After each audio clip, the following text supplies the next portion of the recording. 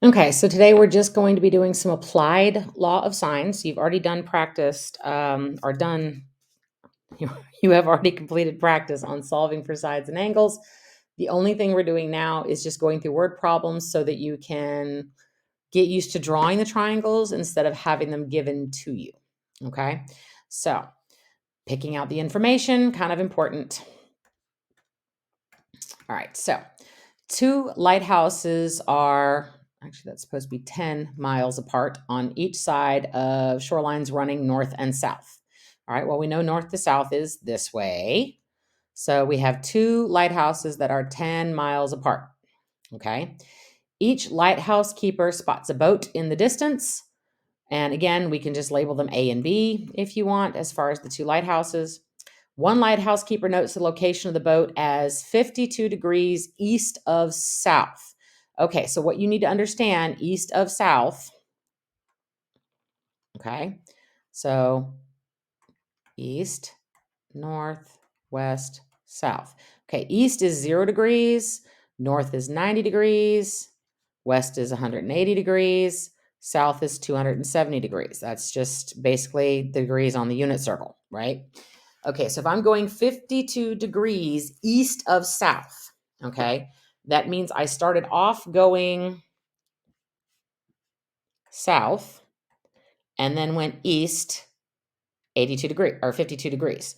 Now, that's not going to change the angle here. It will later when we start dealing with vectors as far as that goes. But for right now, that just means 52 degrees east of south. You could also say that's the one on the bottom. I guess that makes a little bit more sense, depending on your visual. We could make this one 52 degrees because to me that would make sense, going south and then going east from there, 52 degrees. Okay. The other keeper marks at 64 degrees west of south. So again, you're going south and then going west 64 degrees. 64 degrees.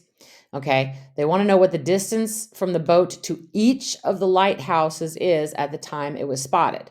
Now, again, here's the boat. And, if I can, my little fun drawings that y'all know I don't do well at drawings, but, hey, there's my little sailboat.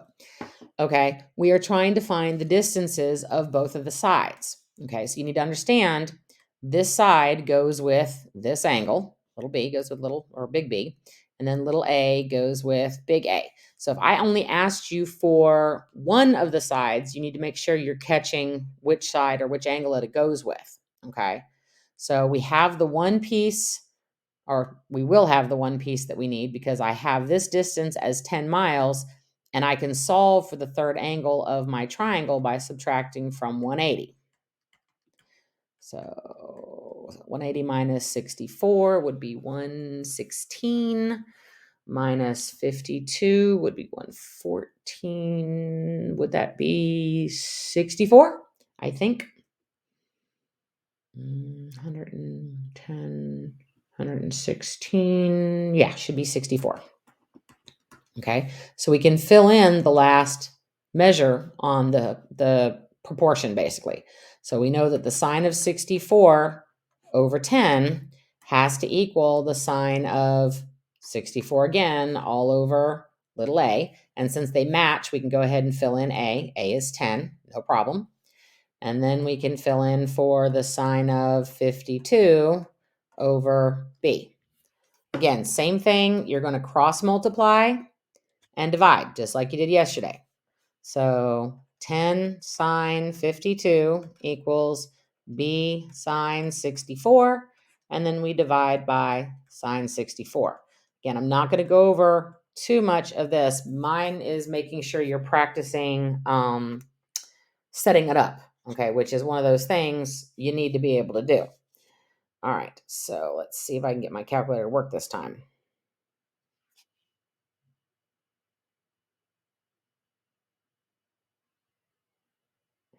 Weird. All right, so 10 sine 52 divided by sine 64. And that's going to give me 8.77. So B is 8.77. And again, that seems reasonable. The angle is slightly smaller than the other two, so the side should also be slightly smaller than the 10 that was already there. Again, I'm more interested in making sure you can set up the triangles. Again, don't worry too much about this when we start doing vectors, then it'll make a little bit of difference. But you know, it's fine to say that this is 64 degrees west of south and the other one is 52. All right, so let's try another one. Okay, so the diagram that I've got represents the height of a blimp flying over a football stadium. Okay. I want to find the height of the blimp. If the angle of elevation at the southern end zone, point A is 70 degrees, see, 70 degrees, and the other one, the northern point is 62 degrees, and the distance between the viewing points of the two end zones is 145. Now, I want the height to the blimp. You need to understand something about this. That's not actually using the full law of sines. Okay, if I want the height, we've already learned how to do this, right? I want the height. Well, in order to find the height, I first have to find the law of sines to get the other side. So it's like a double step problem, but you are going to end up finding the height just like we did when we were doing area. Okay. So let's set up our first problem. Again, I can subtract 70 and 62 from 180 to get the third angle that I need because I have to have that corresponding part. So that's 132 from 180 should leave 48. So that's 48 degrees. Okay, so the sine of 48 degrees over 145. And it really doesn't matter which side you use as long as you remember to put it in the correct place when you start doing your height measurement. Okay, so I'm going to use the sine of 70. And that means I'm going to be finding little a. Okay, cross multiply a sine 48 equals 145 sine 70. Divide by sine 48 like you're supposed to. So a equals. So let's plug that one in, see what we get.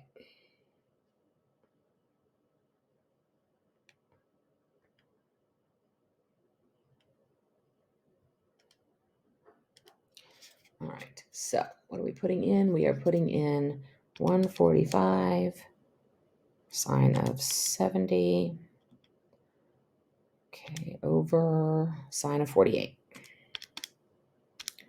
Okay, and that's 183, yes, it's supposed to be that big, 183.3 yards. Not really surprising, that's pretty tall. Okay, so now we can actually put our height measurement in,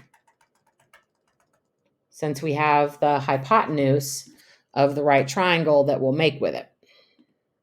Why did that not want to come out even? All right, so now we're going to do the height. So now, and remember, I have to put the 70 over here, the side that went with it. It makes a difference. So my last step is now that the sine of 62 equals my height over 183.3. So now I can just do a regular cross multiply to solve for the height. So 183.3 times the sine of 62. And I get 161.8 yards as the height, which seems reasonable. They do tend to fly above the entire stadium with all the seats. And that's, what, almost 500 feet. So that seems about right. Okay, so last one. And again, I will let you get started. I think there's only 5 or 6 problems on your sheet today. Again, feel free, pause, go back over, do whatever you need to do. Okay, so more bad drawings on my part. He wants to measure the height of a tree. Okay, so I'm going to do my little kindergarten tree. There's my fluffy kindergarten tree right there. There's my tree. Okay, he walks 100 feet from the base and looks up. The angle from the ground to the top of the tree, very top of the tree, is 33 degrees. But this particular tree grows at an angle of 83 degrees with respect to the ground. So that means instead of this being a 90 degree, which is kind of like a problem you would have done back in geometry, this is now 83 degrees. Okay. What I am looking for, again, is the height of the tree. Okay, so yeah, so we're trying to figure out how tall the tree is. Now, we're not talking about vertical height. We're basically talking about the length of the tree. So I want to solve for this side. Okay, do I have a corresponding pair? No, but I can get one just like before. So I need to subtract 83 and 33 from 180. That's 6. That's 116 from 180 is 64 again. All right, so 64 degrees. So now I have my corresponding pair. And since I want the height of the tree, that one's got to be across from the 33-degree angle. So sine of 33 divided by x. Again, set up. X sine 64, 100 sine 33, divide by sine 64. Okay, so whole thing in the calculator at one shot. 100 sine 33 divided by sine 64. And I'm getting 60.6. So the tree is basically 60.6 feet long, right? If we wanted the actual vertical height, it would actually probably be less than the length because it is growing at a tilt. So, and that's a whole other ball game that we would talk about later with more higher level applied stuff. But that's it. I will see you Monday. Have a fabulous weekend.